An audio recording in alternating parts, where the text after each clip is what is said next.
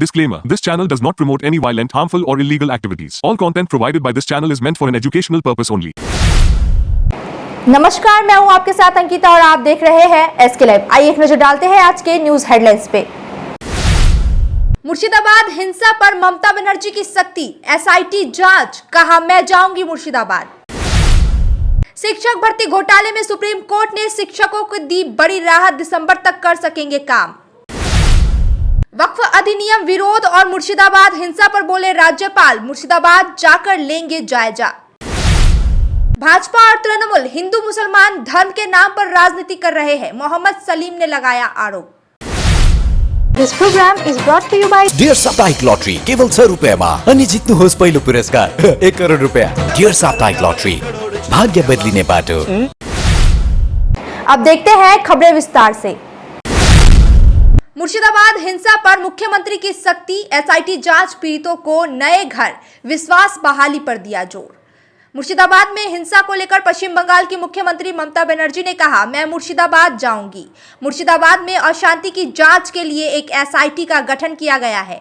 राज्य सरकार पीड़ितों के लिए घर बनाएगी।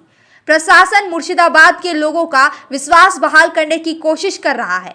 पश्चिम बंगाल की मुख्यमंत्री ममता बनर्जी ने कहा, राज्यपाल भी कल मुर्शिदाबाद जाएंगे। बंगाल में शिक्षक भर्ती घोटाले में सुप्रीम कोर्ट ने शिक्षकों को दी बड़ी राहत। सुप्रीम कोर्ट ने पश्चिम बंगाल शिक्षक भर्ती घोटाले में कक्षा 9 से 12 तक के असिस्टेंट टीचर्स को अस्थायी रूप से कार्य जारी रखने की अनुमति दी है, ताकि छात्रों की पढ़ाई प्रभावित न हो। ग्रुप सी और डी के कर्मचारियों को कोई राहत नहीं दी गई है। कोर्ट ने राज्य सरकार को निर्देश दिया है कि 31 मई तक नई भर्ती का विज्ञापन जारी करे और 31 दिसंबर तक नियुक्तियां पूरी करे, वरना कड़ी कार्रवाई होगी। कोर्ट ने 3 अप्रैल 2025 को 25,000 से अधिक नियुक्तियों को भ्रष्टाचार के चलते रद्द कर दिया था। अब सुप्रीम कोर्ट के फैसले के बाद शिक्षक दिसंबर तक काम कर सकेंगे। वक्फ अधिनियम विरोध और मुर्शिदाबाद हिंसा पर बोले राज्यपाल, हालात काबू में, बीएसएफ कैंप की मांग पर होगा विचार, जाएंगे मुर्शिदाबाद। वक्फ अधिनियम के खिलाफ विरोध प्रदर्शन के दौरान मुर्शिदाबाद में हुई हिंसा पर पश्चिम बंगाल के राज्यपाल सीवी आनंद बोस ने कहा, मैं खुद वहां की वास्तविकताओं को देखने के लिए जा रहा हूं। स्थिति को नियंत्रण में लाया गया है। हमें भविष्य में ऐसी घटनाओं को रोकने के लिए और कदम उठाने चाहिए।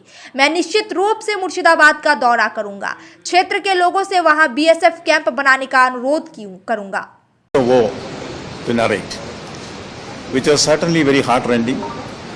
I am going to the field to see for myself the realities in the field.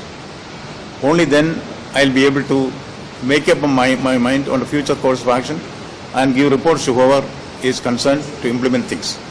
I will certainly have an objective view about the matter, and now that the central forces are also there, situation has been brought under control. Now what we should do is to do the mopping up operation and also take further steps to prevent such instances in future. My field visit is basically meant to understand what has happened in the field and also to make up my mind based on realities of the situation. Sir, will you visit Murshidabad? I will certainly visit Murshidabad, but which are the occasions I have to decide for myself after some more study. Sir, today you are going to Murshidabad. Today I am going. Sir, Chief Minister requested Siliguri Darjeeling जिला CPIM कार्यालय में आयोजित संवाददाता सम्मेलन में राज्य सचिव मोहम्मद सलीम ने आज भाजपा और तृणमूल पर कई आरोप लगाए। इस प्रेस कॉन्फ्रेंस में सीपीआई दार्जिलिंग जिला सचिव समन पाठक और सीपीआईएम दार्जिलिंग जिले के अन्य पार्टी कार्यकर्ता उपस्थित रहे। मोहम्मद सलीम ने भाजपा और तृणमूल पर धर्म के नाम पर राजनीति करने और हिंदू मुसलमानों के बीच भेदभाव फैलाने का आरोप लगाया। उन्होंने कहा कि इसका असर आगामी चुनावों पर पड़ेगा। इसके अलावा उन्होंने राज्य सरकार की नौकरियों में भ्रष्टाचार की आलोचना की और नौकरी चाहने वालों से संघर्ष जारी रखने की अपील की। सलीम ने उत्तर बंगाल में समस्याओं जैसे सड़क, भूमाफिया और चाय बागान पर भी ब्रिगेड रैली के मार्च में चर्चा करने का संकेत दिया। শিক্ষকদের আছে, তার সঙ্গে ছাত্র যুবরা যুক্ত হয়েছে। প্রথম দিন থেকে যারা প্রতিবাদ করছিল, পুলিশকে দিয়ে তাদেরকে লাঠিপেটা করা হয়েছে, কামড়ি দেওয়া হয়েছে, জেল দেওয়া হয়েছে, তুলে নিয়ে যাওয়া হয়েছে, চ্যাংদোলা করে পেটানো হয়েছে। কেন? তাহলে যারা চুরি করলো তারাই প্রশাসন চালাচ্ছে। তারা এই দুর্নীতির বিরুদ্ধে কথা বলতে চায় না। আর আমরা চাই আন্দোলন সংগ্রাম চলুক, সবাই মিলে যখন একসঙ্গে মিলে দাবি করে লড়াই করে। এর মধ্যে অনেকে আছে যারা চাকরি পায়নি কিন্তু যোগ্য ছিল, দুর্নীতি করে চাকরি বেচে দিয়ে চাকরি হয়েছে বলে তার চাকরি হলো না, সে তো বঞ্চিত হলো, তাকেও তো লড়তে হবে। সুষ্ঠু নিয়োগ হোক, সুষ্ঠু নিয়োগ না হলে সরকারি পৃষ্ঠপোষকতায় যে স্কুলগুলো আছে সেগুলো উঠে যাবে। সেগুলো উঠে গেলে আমার তোমার মতো ছেলেপুলেরা ঘরের তারা পড়াশোনা করতে পারবে না। আমরা সবাই শিক্ষিত হয়েছি কারণ এই সরকারি স্কুল ছিল বলে, সরকারি সাহায্যপ্রাপ্ত স্কুল ছিল বলে, কলেজ ছিল বলে। বিজেপি আর তৃণমূল মিলে সরকারি সাহায্যপ্রাপ্ত স্কুলগুলো, কলেজগুলো, বিশ্ববিদ্যালয় বন্ধ করে দিতে চাইছে। আর বিদেশি কোম্পানিগুলোকে দোকান খোলার মতো করে কলেজ, বিশ্ববিদ্যালয়, স্কুল খুলতে বলছে, যেখানে ব্যবসা হবে। মূল লড়াইটা এখানে। धन ममता बनर्जी के पापों को नहीं ढक सकता, दिलीप घोष ने फिर मुख्यमंत्री ममता बनर्जी पर बोला हमला। पूर्व सांसद और भाजपा नेता दिलीप घोष ने न्यू टाउन इको पार्क में सैर के दौरान मुख्यमंत्री ममता बनर्जी पर निशाना साधा। उन्होंने कहा कि मुर्शिदाबाद के एक पीड़ित परिवार ने सीएम का मुआवजा ठुकरा दिया है, जिससे जनता की नाराजगी जाहिर होती है। दिलीप घोष ने आरोप लगाया कि राज्य में बांग्लादेश जैसी स्थिति बन रही है, लोग पलायन को मजबूर है और सरकार केवल पैसे लेकर जिम्मेदार से बच रही है। उन्होंने यह भी कहा कि सरकार ने हिंसा फैलाने वालों की निंदा नहीं की, बल्कि उन्हें समर्थन दिया। হিন্দু তাদের প্রাণের দাম 30 লাখ টাকা, তার মধ্যে একজন এই টাকা মুখের ওপর রিফিউজ করে দিয়েছেন। দেখুন, পুরো হিন্দু সমাজ যেখানে আজকে অসুরক্ষিত, পশ্চিমবাংলা ছেড়ে যাওয়ার মতো পরিস্থিতি হয়েছে, সেখানে 10 লাখ টাকা বা 20 লাখ টাকার কোনো মূল্য নেই। ঠিকই আছে, কেউ মারা গেছে, হত্যা হয়েছে, তার পরিবারকে দেখা সরকারের দায়িত্ব আছে, কিন্তু এরকম ঘটনা ঘটতেই থাকবে আর সরকার 10 লাখ টাকা দিয়ে নিজের দায়িত্ব শেষ করে দেবে। আরজি করের ঘটনা ঘটলে একটি ডাক্তার মেয়ে, তাকে ডাক্তার তৈরি করতে খরচা করতে হয় 50-60 লাখ, 1 কোটি টাকা, কিন্তু তার চেয়েও যে মূল্যবান জীবন তার একজন ডাক্তার, একজন মেয়ে, তাকেও 10 লাখ টাকা দেওয়া হয়েছিল। তো টাকার বিনিময়ে তো সমস্ত পাপ ঢাকা দেওয়া যায় না। কেন এই ঘটনা ঘটছে, এর গোড়ায় যেতে হবে। একটাও প্রাণ কেন যাবে, আর কেন মানুষ ভয়ের মধ্যে থাকবে নিজের ভিটেমাটিতে, কেন নিজের ভিটেমাটি ছেড়ে অন্য জায়গায় চলে যাবে? সরকারের তরফ থেকে এই জন্য কোনো চিন্তা নেই। শান্তি সম্প্রীতির বার্তা দেওয়া হচ্ছে কাদের নিয়ে? যারা সমস্যা তৈরি করছে ওখানে, যারা জিহাদি আন্দোলন করছে, তাদেরকেও নিয়ে আবার সার্টিফিকেট দিচ্ছেন শান্তির দূত বলে। सिलीगुड़ी में ऑनलाइन गेम में कई लाख रुपए हारने के बाद एक युवक ने की आत्महत्या। सिलीगुड़ी के घोघोमाली चैनपाड़ा इलाके में एक 18 वर्षीय युवक की ऑनलाइन गेमिंग के कारण जान चली गई। कई वर्षों तक वो अपने पिता और माता बहन के साथ उसी इलाके में रहता है, किराए के मकान में। परिवार के सदस्यों के अनुसार पता चला है कि युवक पिछले कुछ दिनों से ऑनलाइन गेम के खेलने के आदी हो गया था और फिर उसने ऑनलाइन गेम खेलने के लिए अपने पिता के बैंक खाते से अपने अकाउंट में कई लाख रुपए ट्रांसफर किए। युवक ने मंगलवार रात को इसीलिए आत्महत्या कर ली क्योंकि घर में कोई नहीं था। इसके बाद जब उसकी मां ने घर में दाखिल हुई तो देखा कि अपने बेटे का फंदे से लटकता हुआ शव। इस घटना से इलाके में हड़कंप मच गया। इसके बाद आसीगढ़ चौकी की पुलिस को सूचना दी गई। पुलिस मौके पर पहुंची और शव को कब्जे में लेकर पोस्टमार्टम के लिए भेज दिया गया। पुलिस पूरे घटना की जांच कर रही है। হয়েছিল 10টার দিকে আমার মামি বাজারে গেছে, বাজার থেকে আসা 1 ঘন্টা পরে তখন দেখতে পাই যে দরজা বন্ধ ঝুলে আছে। তারপরে পাড়ার আশেপাশের লোকজন এসে দরজাটা ভাঙিয়ে বের করে হসপিটাল নিয়ে আসতে আর না, তারপরে ডাক্তার বললো যে শেষ। মানে কি কারণ ওই যে তারপরে আমরা তো বুঝতে পারি না প্রথমে, তারপরে আমরা আসি তারপরে আমরা দেখছি ওর মোবাইল, ওর বন্ধুকে ডেকে নিয়ে আসছি, ডেকে আনার পরে ওর লক ছিল প্যাটে, ওর বন্ধুটা জানতো। তারপরে খুলে দেখি যে অনলাইনে ও গেম টাকা নষ্ট করছে, 1.5-2 লাখ টাকার মতো। 1.5-2 লাখ, 10টা অবধি খেলছে। 10টা অবধি খেলার পরে তারপরে কি মনে হচ্ছে এই কারণটা কি গেমের কারণে কিছু ঋণ? श्रीनिवास सेवा सदन में डिजिटल एक्सरे मशीन का मेयर गौतम देव ने किया उद्घाटन। सिलीगुड़ी नगर निगम के वार्ड नंबर 30 स्थित श्रीनिवास सेवा सदन प्राथमिक चिकित्सा केंद्र में अब निःशुल्क डिजिटल एक्सरे की सुविधा मिलेगी। 29.44 लाख रुपए की लागत से यह मशीन स्थापित की गई है। आज मेयर गौतम देव ने इसका उद्घाटन किया। इस मौके पर डिप्टी मेयर रंजन सरकार, वार्ड पार्षद सतीदास समेत कई गणमान्य लोग मौजूद रहे। मेयर ने बताया कि नगर निगम क्षेत्र में चिकित्सा सेवाओं को सुदृढ़ करने के लिए उप स्वास्थ्य केंद्रों पर उन्नत किया कार्य कर रही है। আজকে আমরা এখানে আমাদের প্রতীক্ষিত ডিজিটাল এক্স-রে আমরা আজকে এখানে উদ্বোধন করলাম। আজকে থেকে রোগীরা পরিষেবা পাবে সম্পূর্ণ ফ্রি অফ কস্টিংয়ে। এখানে এক্স-রে করা হবে। জেলা স্বাস্থ্য দপ্তর আমাদের ম্যানপাওয়ার প্রোভাইড করছে। টোটাল প্রজেক্ট কস্ট হচ্ছে মেশিন, সিভিল এবং ইলেকট্রিক্যাল ওয়ার্ক সব নিয়ে টোটাল এক্সপেন্ডিচার 29,44,175। এরপরে আমরা খুব তাড়াতাড়ি আমাদের ইউবিসি 7 ওয়ার্ড নাম্বার 46-এ আছে, সেখানেও আরেকটি এক্স-রে বসানোর কাজ আমাদের চলছে। এছাড়া वक्त हो चुका है एक छोटे से ब्रेक का, लेते हैं एक छोटा सा break. SK live career guidance initiative. SK live news सिर्फ खबरों तक सीमित नहीं है। हमारा मिशन है हर युवा की प्रतिभा को नई ऊंचाइयों तक ले जाना। अब 10वीं और 12वीं के बाद डिप्लोमा कोर्स चुनना होगा आसान। सर्वश्रेष्ठ डिप्लोमा कोर्स में लें प्रवेश paramedical, aviation, fashion design, graphic designing, hotel management, event management, interior design, beautician course, photography और भी बहुत कुछ। और आपको मिलेगा सिलीगुड़ी के टॉप इंस्टीट्यूट की फ्री विजिट और एक्सपर्ट से सीधी सलाह, करियर प्लानिंग में पूरा सहयोग। तो देर किस बात की, जुड़िए SK live career guidance initiative के साथ और अपने उज्जवल भविष्य की ओर कदम बढ़ाइए। जुड़े SK live career guidance initiative के साथ। कॉल 8768384858।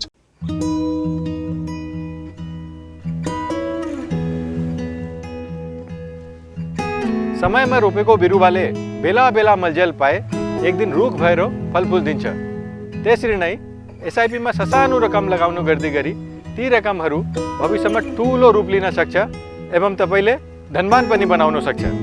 घर बनाउन, उच्च शिक्षा लिन, सुख साधन किन्न, सम्मानित रिटायरमेंट जीवन जिउन, होसमा जोश मिलाई SIP में लगानी गरी भविष्य बनाउनुहोस्। म्यूचुअल फंड निवेश बाजार के जोखिमों के अधीन है। योजना से जुड़े सभी दस्तावेजों को ध्यान से पढ़ें। Punjab state dear Baisakhi bumper पहलो पुरस्कार 6 करोड़ गारंटीड। टिकट को दाम 500 रुपया। ड्रॉ 19 अप्रैल। पहलो पुरस्कार केवल बिक्री भई का टिकट बाटर। पंजाब सरकार डियर बैसाखी बम्पर 2024 लॉटरी में पहलो पुरस्कार विजेता चंद्रन कांता प्रधान के तपाई हुनुहुन्छ यसपाली को करोड़पति। डिजाइन रेडी है सर, आप बताइए हाइट कितना रखना है sir corona material final. Sir याद करोगे जिंदगी में 28 मिनट तो नर्सों ले लेते हैं। होमलैंड में हम सर नहीं खाएंगे, बस घर सजाएंगे। Hassle free interiors from start to finish. 360-degree management, expert-led designs, delivery in 45 days. Homeland, interiors made easy. Homeline, Siliguri, Selection Furniture, opposite Vega Mall, next to Zudio. Call 7699736111. হ্যাঁ সত্যি, কিনুন deer সাপ্তাহিক lottery মাত্র 6 টাকায় আর পেয়ে যান প্রথম পুরস্কার 1 কোটি টাকা। Damro's clearance sale is here with 50% off on selected products. Don't miss out. Visit your nearest Damro showroom now. Damro, internationally trusted furniture. शादी या फंक्शन में हो या डे संजोना, डॉक्यूमेंट्री हो या विज्ञापन बनवाना, प्रोडक्ट की ब्रांडिंग को नए रंग लगाना, कैंडिड शॉट से पल के कराना, हर तस्वीर में जादू लाना, हर फ्रेम में हो कला का खजाना, खूबसूरती और क्रिएटिविटी जब साथ निभाना।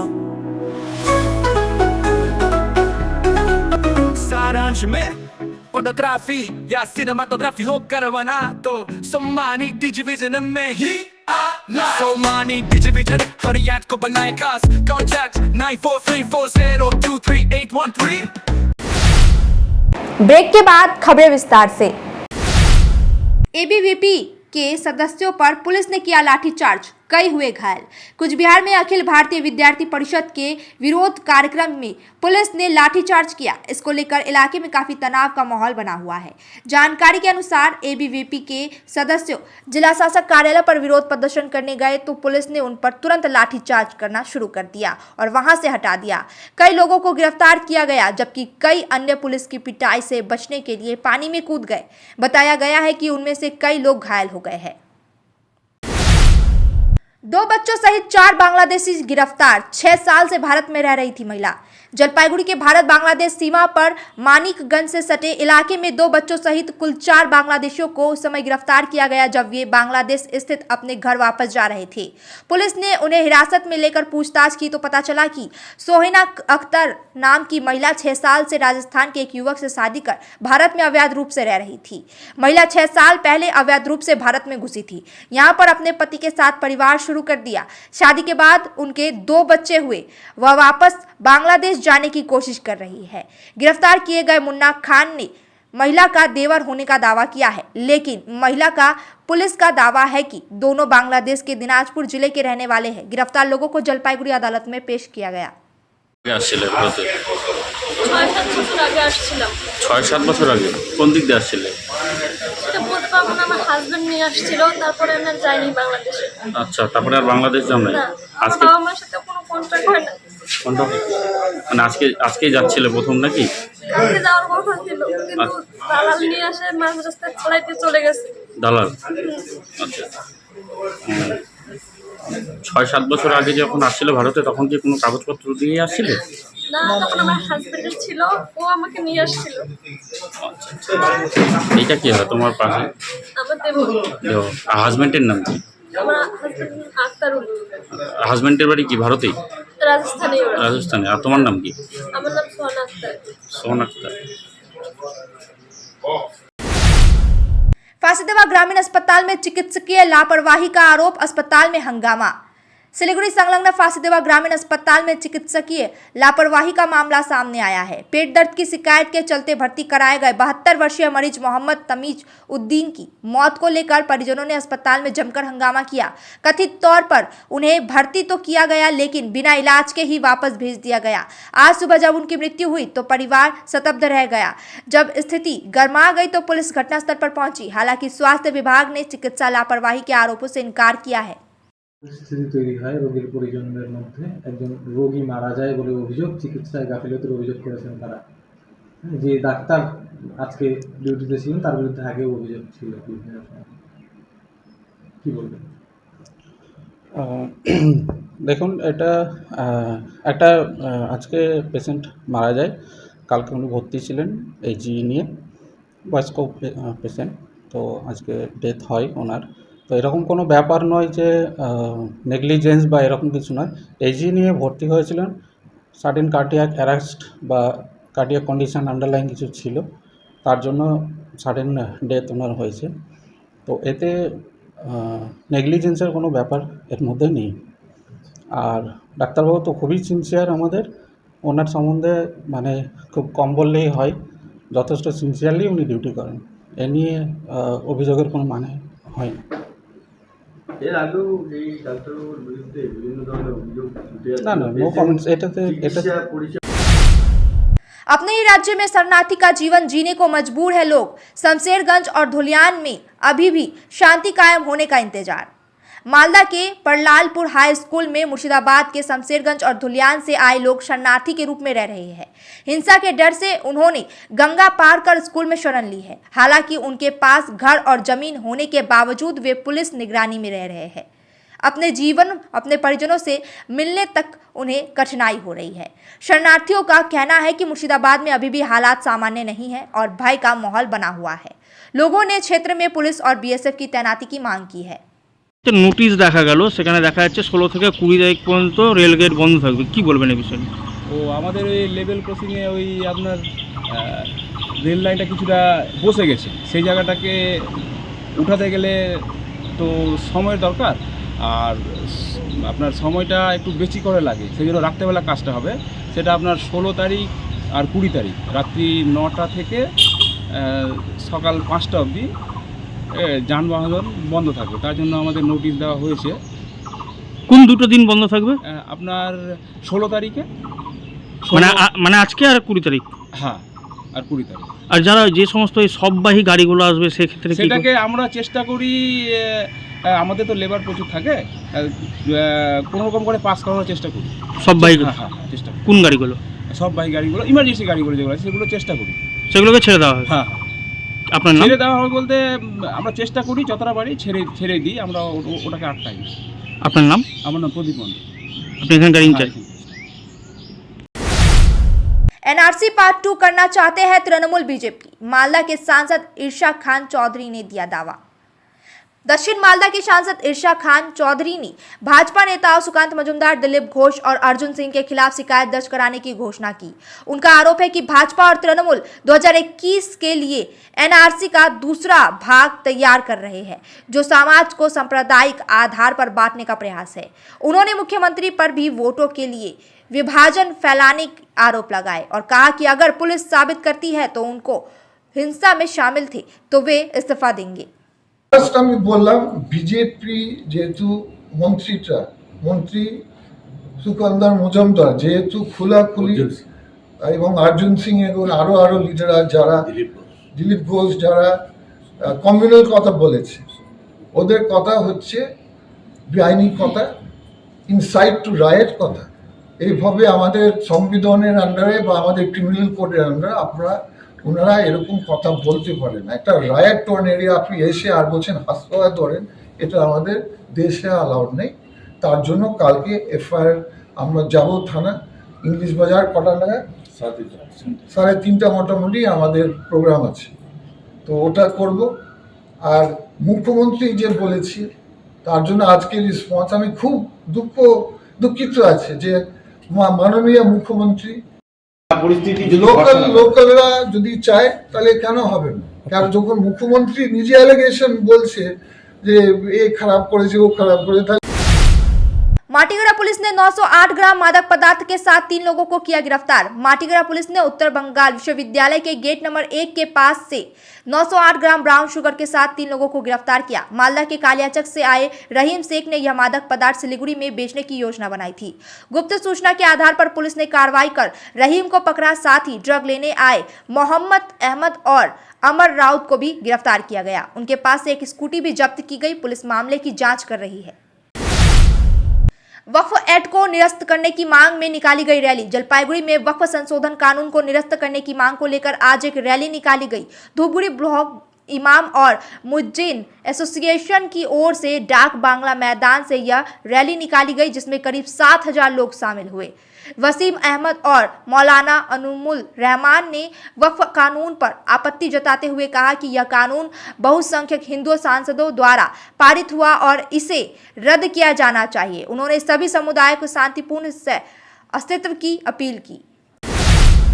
सिलीगुड़ी में चोरी के मामले में भाजपा नेता के बेटे समेत 2 गिरफ्तार। सिलीगुड़ी के वार्ड नंबर 7 स्थित विद्यासागर कॉलोनी में हुई चोरी के मामले में पुलिस ने 2 लोगों को राज चौधरी और मिथुन सरकार को गिरफ्तार किया है। मिथुन कथित तौर पर एक भाजपा नेता का बेटा है और उस पर चोरी का सामान खरीदने का आरोप है। पीड़ित योगी तिवारी ने बिहार से लौटने के बाद चोरी की शिकायत दर्ज कराई थी। जांच में राज चौधरी की गिरफ्तारी हुई, जिसने चोरी का सामान मिथुन को बेचने की बात कबूल की। दोनों को सिलीगुड़ी अदालत में पेश किया गया। पुलिस मामले की जांच कर रही है। अब तक के लिए इतना ही। ऐसे ही तमाम खबरों और अपडेट के लिए देखते रहिए एसके लाइव। धन्यवाद।